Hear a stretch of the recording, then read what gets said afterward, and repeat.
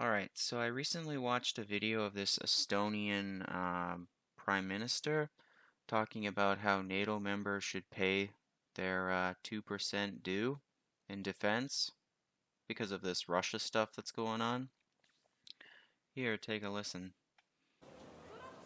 Prime Minister, you've also been a big advocate for increased defense spending among NATO member countries. Estonia, I believe, spends about 2.3%. You've now set a target of 2.5% of GDP on defense spending. We are looking towards a budget in this country. We sit at about 1.39% at this moment. The governing party in this country has struck an arrangement to deal with another party, the New Democratic Party in Canada. And there is a big conversation going on about whether or not Canada will actually set out a path to achieve that 2% target. And one of the parties, not the governing party, but the other one, has expressed an unwillingness to meet the target. They're okay with a bit of increases in spendings, but not hitting the target. If Canada were to fail to set out a path to hit 2% of spending, GDP rather, on defense spending, would Canada be letting down its allies in NATO?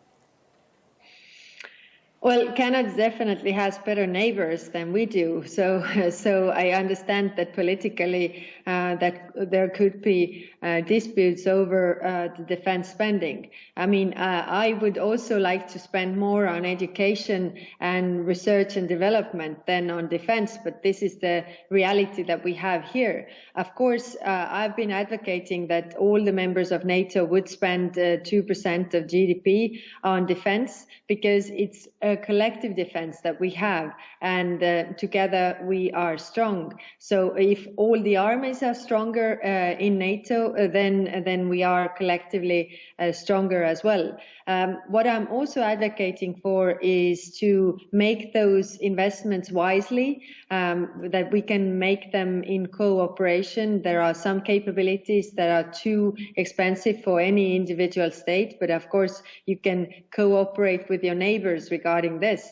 But of course, it is up to the internal politics of each country to make those decisions and reach the conclusions. But what I want to say is that the security situation in the world has completely changed after the 24th of February. So it is why. Okay, so first off, I made a video a couple days ago about this woman blaming Trump for emboldening Putin, and she talked about how Trump was threatening to leave NATO.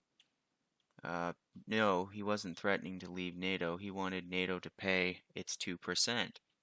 It's funny how now this Estonian leader, small little Estonia, is now trying to encourage all the other NATO members to pay their 2%. Again, I'm Canadian and Canada still doesn't pay its 2%. So, yeah, people say Putin wanted Trump, that Trump was a Putin puppet, and yet Trump wanted the NATO members to pay 2%. So it makes me wonder, is this Estonian leader going to get bashed like Trump?